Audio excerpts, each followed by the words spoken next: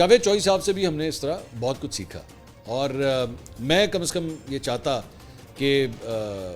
मैं उनके लिए जो है ना कम से कम एक फेयरवेल जो है मैं ज़रूर देता अगर मैं वहाँ पे होता, लेकिन मैं एक्सप्रेस में नहीं हूँ। लेकिन मैं इस अपने वीडियो के ज़रिए जावेद चौधरी साहब के लिए पैगाम ज़रूर देना चाहूँगा कि वो कम से कम अगर लाहौर आएँ कभी तो मुझे मेहमान नवाजी का जो है मौका ज़रूर दें, ताकि कम से कम मैं और कुछ नहीं, अगर एक्सप्रेस ने उनको ये फेयरवेल नहीं दिया तो मैं ज़रूर ये फेयरवेल देना चाहूँगा, क्योंकि 6 साल का सफ़र उनके साथ बहुत अच्छा गुजरा और बहुत कुछ सीखने को मिला। हमने जो है वो बड़ा एक इज़्ज़त और एहतराम का रिलेशनशिप रखा आपस में, कभी कोई आपस में तलखी नहीं हुई, कभी कोई आपस में कोई बहस मुबाहस। एंकरों में बड़ी लड़ाइयाँ होती है, बाय द वे मैं आपको ये भी बता दूँ,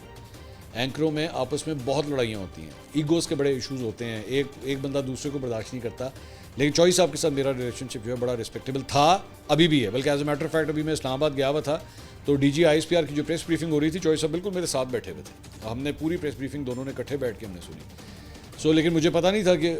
अगले 24 से 48 घंटे में जो है